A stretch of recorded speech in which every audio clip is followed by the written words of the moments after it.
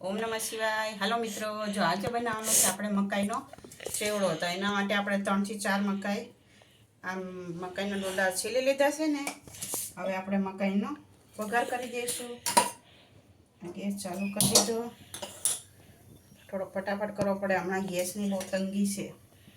ગેસને આવતી છે 4 થી 5 આપણે જેટલા મકાઈના દાણા હાલા થઈ જાય ત્યાં તેટલું આપણે તેલ નાખી દેવાનું છે। હરખા શેકાઈ જાય એટલા તેલ આવી જાય એટલે આપણે એને રાઈનો વઘાર કરવાનો છે। મકાઈનો ચેવડો હું આવી રીતે મકાઈનો ચેવડો વઘારું છું અને પહેલી વાર બનાવું છું। કોઈને પૂછો, ખાધો બહુ વાર, આ બનાવ્યો નથી, આ પહેલી વાર બનાવું છું।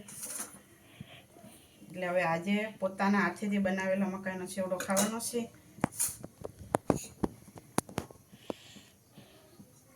તેલ આવી જાય એટલે આપણે નાખી દેવાની છે એમાં રાઈ નાખી દીધી।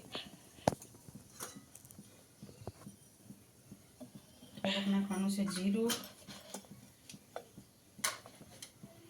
રાઈ ફૂટી જાય એટલે આપણે એમાં નાખી દેવાનું છે જીરું।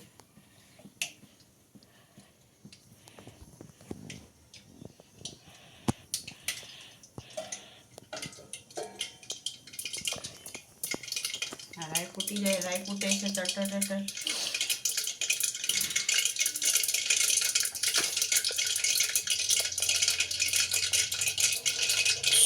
બધું રોજ એક વસ્તુ બનાવી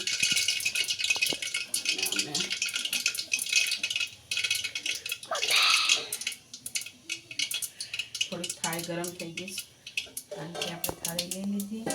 આ નાખી દીધું થોડુંક જીરું અને આ છે લીલા મરચાં, વઘારમાં લીલા મરચાં થોડાક નાખ્યા છે મેં ને આ છે કઢી। હવે આટલું વઘાર થઈ જાય સરસ મજાનો એટલે આપણે એમાં નાખી દેવાનો છે મકાઈનો ચેવડો। છોલેલી મકાઈ નાખી દીધી। આ રીતે બધી મકાઈ નાખી દીધી અને આપણે સરસ મજાનો હલાવી લેવાનો છે મકાઈને।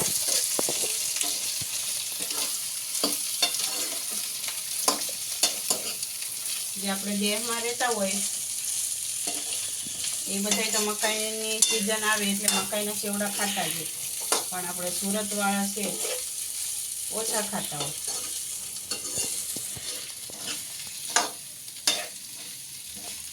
તમને હું વિડીયો બનાવું એ જોવા ગમે છે તે કમેન્ટ કરજો। આ સરસ મજાનું બધું કઢી લીમડો મરચનું વઘારમાં મિક્સર થઈ જશે ચેવડો। હવે આપણે એમાં થોડોક ઉપરથી મીઠું નાખી દેવાનું છે। 1 ચમચી જેટલું મીઠું નાખું છું હું આમાં। મમ્મી આ 1 ચમચી જેટલું મીઠું નાખી દીધું।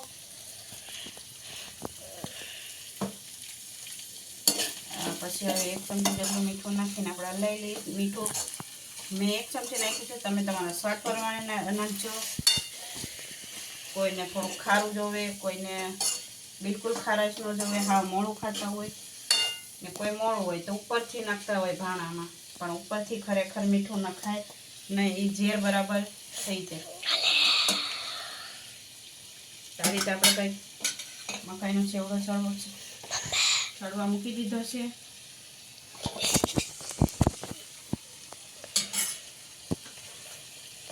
કાવીબેન વિડીયો ઉતારે, કાવીબેન વિડીયો ઉતારતા થાકી જાય, ઘડીક આગળ ઘડીક પાછળ કર્યા કરે। અને આપણે એમાં નાખી દેવાની છે હળદર નાખીશ।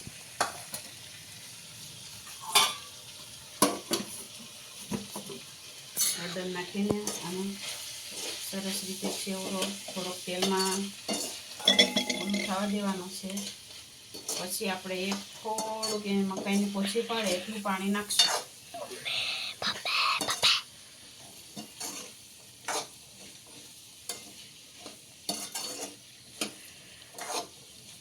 સરસ મજાનો ચેવડો થોડીક વાર ખાલી 2 થી 3 મિનિટ સળવા દેવાનો છે। આવી રીતે ખાલી 2 થી 3 જ મિનિટ પાણી પરસેવો વળી જાય ત્યાં સુધી સળવા દેવાનો છે। પછી હવે એમાં આપણે થોડુંક લાલ મરચું નાખીશું. લીલા મરચાં 3 તો ઘરમાં નાખેલા, એટલે લાલ હવે ઓછું નાખવાનું. જે પ્રમાણે તીખું ખાતા હોય એ પ્રમાણે નાખી દેવાનું. થોડાક આપણે ઉપરથી કાપીને ધાણા નાખશું.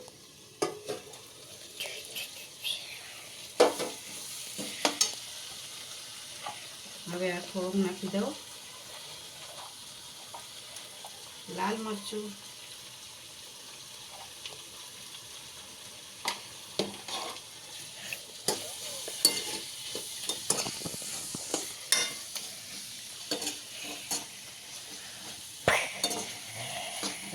આમ સરસ રીતે આ મકાઈનો એક દાણો અલગ થઈને આ ચેવડો બહુ મજા આવે ખાવાની બહુ મજા આવે.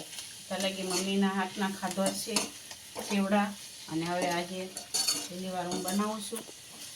હવે હું મારા હાથનો જ ખાવાની છું. સ્વાદ તો ખબર નહીં મારા હાથનો કેવો થાય, પણ હા, મમ્મીના હાથનો ખાવાનો બહુ મજા આવતો હતો ચેવડો.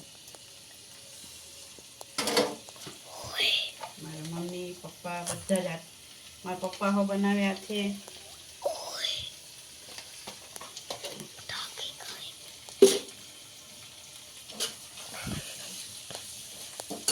આ રીતે આપણે ચેવડો કરી દીધો છે. હવે આપણે આમાં થોડુંક પાણી નાખવાનું છે, જેથી દાણા ગઠ્ઠર ન રહી જાય, થોડા કાચા ન રહી જાય. એટલે થોડુંક પાણી નાખી દઈએ.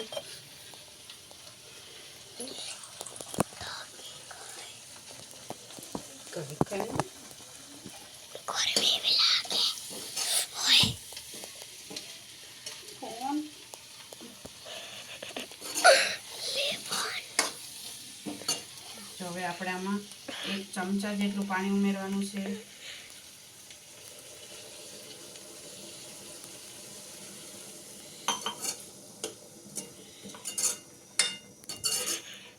ડોડા આમ તો કૂણા જ હતા, એટલે પાણી હાવ થોડુંક નાખવાનું છે, જેથી ખાલી ડોડા ચડી જાય, સરસ મજાના થઈ જાય. ને પછી આપણે ઉપરથી લીંબુ નીચોવશું, ઉપરથી લીંબુ નાખશું ને સેવ નાખશું, એટલે આપણે ચેવડો થઈ જશે તૈયાર. મેં ચેવડો બનાવ્યો, તમને બધાને કેવો લાગ્યો ચાખવા? તો હું ચાખા ને પછી તમને બતાવવા. આવો તમે બધાને મારો પહેલી વાર બનાવેલો ચેવડો ચાખવા. ઓમ નમઃ શિવાય.